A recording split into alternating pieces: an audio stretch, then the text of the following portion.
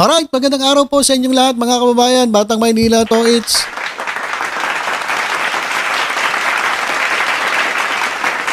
Ito po nga mga anomalya sa flood control projects. Yung mga palpak na flood control projects, mga substandard, maging yung mga ghost flood control projects ay iniimbestigahan na po dyan sa Senado. At ang humahawak po ng investigasyon ay ang Blue Ribbon Committee na hawak po ni Senator Marcoleta. So, meron pong vlog si Balita at Kaalaman. Kaibigan po natin ito. Dito po sa kanyang post, nakasulat dito, huwag piliin ang iimbestigahan sa Blue Ribbon Committee. Kasi baka ang imbestigahan nyo lang yung mga kalaban nyo sa politika. Ay, mga flood control projects sa mga probinsya na hawak ng inyong mga kalaban. Pero yung mga flood control projects na hawak ng inyong mga kaalyado ay hindi nyo imbestigahan. Buti na lang, merong Ping Lacson na nagbubulgar ng katiwalian. Pero inyo nilabas ni Ping Lacson yung nangyari sa Mindoro, maging dun sa Bulacan. At etong si Senator Joel Villanueva ay nagtatanga-tangahan. Parang wala siyang kaalam-alam dun sa nangyayari sa kanyang lugar. Diba? At nagsinungaling pa nga Sabi niya, wala akong kilala kahit isa dyan sa mga engineer na yan. Pero ang daming video naglabasan na nakakasama niya etong yung district engineer na swapang po sa pera at nagpapatalo ng milyon-milyon diyan po sa sa sugal. Al binanggit ni Ping Lacson yan. Ayun palang engineer na yon ay nakakasama niya. At hindi lang isang beses. At may picture pa nga yung kapatid mismo ni Joel Villanueva. Si John Villanueva, parang tropa-tropa niya. Etong si Engineer Henry Alcantara, yung district engineer, na ang dami pong ghost project yan sa Bulacan.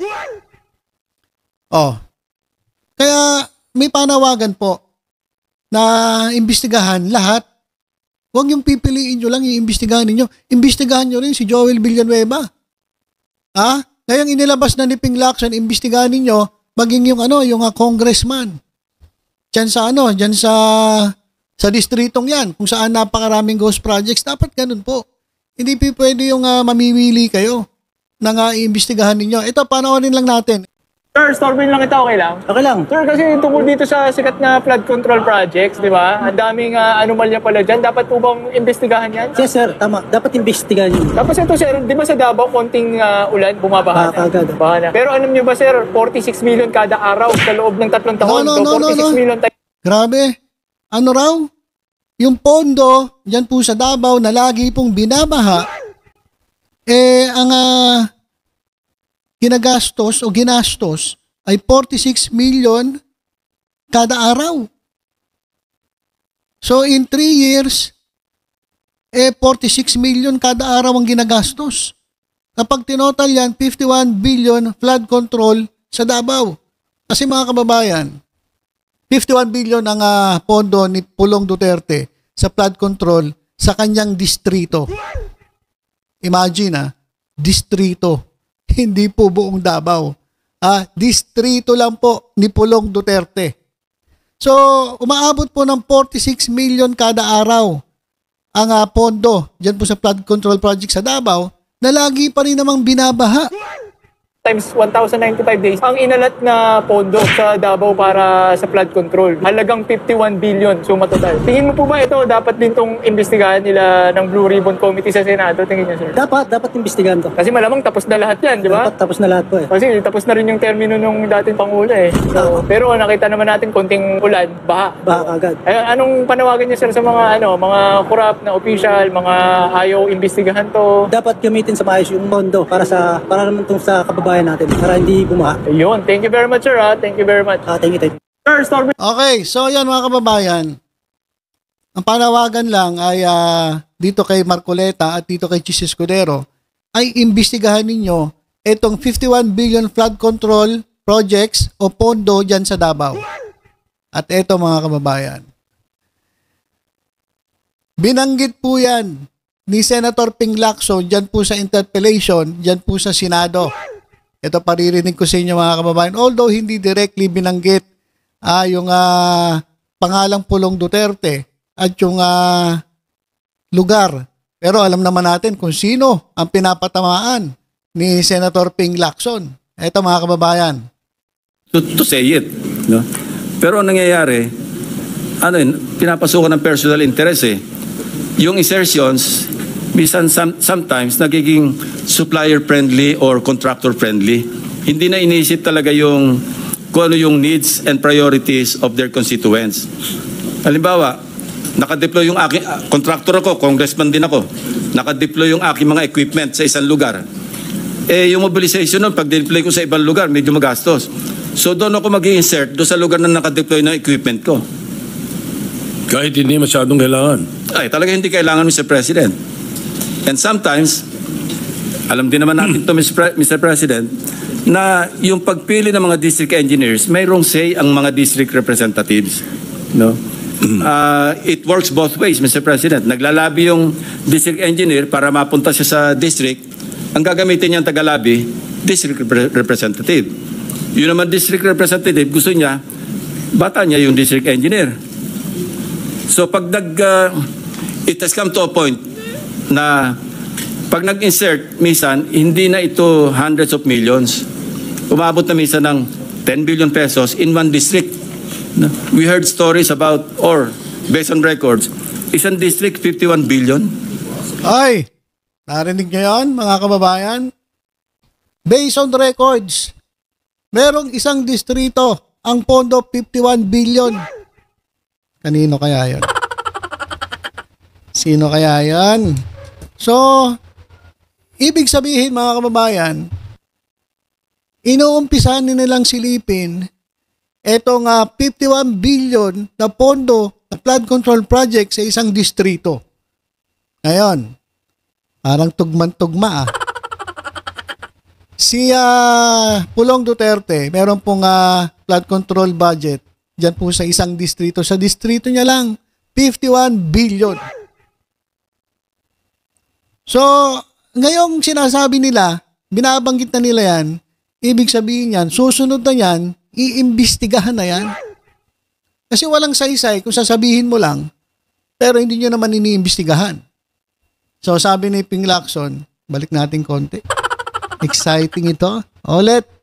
It has come to a point na pag nag-insert, minsan, hindi na ito hundreds of millions. Umabot na minsan ng 10 billion pesos in one district. We heard stories about, or based on records, isang district 51 billion. Oh? Isang district 15 billion. Malulunod sila doon, Mr. President. How can one district absorb? Ang tinatawag natin, absorptive capacity. How could it absorb 51 billion pesos worth of projects in a district? Tell me, Mr. President. Oh. Ini-question na ni Ping Lacson. Paano? Sabihin mo nga sa akin, Mr. President, Chis Escudero, sumagot ka. Sumagot ka.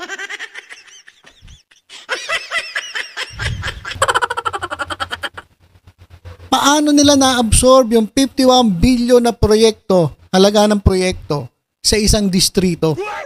Sobrang laki. Malulunod. Nalunod na nga eh. Diba nalunod na nga, sobrang laki nga ng mga ano nila dun eh, ng mga bahay nila dun eh. Diba? So, nakakalunod daw yan, yung 51 billion na pondo. So, hindi makapaniwala si Ping Lacson at maging si Tito Soto dyan sa pagkakabigay ng pondo dyan sa flood control project dyan po sa isang distrito. So, kinakailangang i-correct at kinakailangang imbestigahan. Kaya dun kay Marcoleta, Sir Marcoleta at Chis Escudero, imbestigahan ninyo. Pati yung 51 billion flood control project kasi sabi nga nung ni Ping Lacson, ito po ay nakakalunod. Baka malunod sila. Sobrang laki. Sabi nga ni dito, ilang lumalabas? Ilang milyon? Ilang milyon yon? 46 million kada araw yung ginastos dyan sa distrito ni Pulong Duterte. Alam ni Ping Lacson eh. Nagulat siya, ang laki. So siguro ito na yung hudyat para imbestigahan itong si Pulong Duterte at yung kanya mga contractors diyan sa Davao. Kasi sobrang laki talaga mga kababayan. Gulat nga si si Tito Sen sobrang laki. Gulat ni si Ping Lacson biruin nyo. Isang distrito, akala natin buong Davao hindi. Distrito lang ni Pulong Duterte, 51 billion. So yan mga kababayan, mukhang hindi makakaligtas ito si Pulong Duterte sa investigasyong mangyayari sapagkat nabanggit na ni Ping Lacson yung tungkol dyan sa 51 billion flood control project dyan sa isang distrito. Hindi man niya binanggit, pero alam naman natin kung saan yon at kung sino ang congressman na may hawak ng lugar na yan at check na rin nila kung totoo ba talaga yung mga proyektong yun, nagawa ba, baka maraming ghost projects doon. Kasi bakit ganun? Ang laki ng pondo pero hanggang ngayon bumabaha pa rin. Diyan sa Davao, hindi lang basta baha, umaagos pa ang tubig. Diba?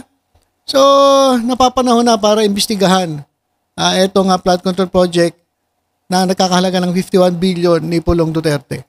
So, abang-abangan natin kung iimbestigahan ni Marcoleta o ni Chis Escudero ito. Pag hindi, di alam na dis. Diba? So, ilan po muna mga kababayan, tutok-tutok lang po dito sa Batang Maynila to. Sa iba pang updates, ingat po tayong lahat. God bless po.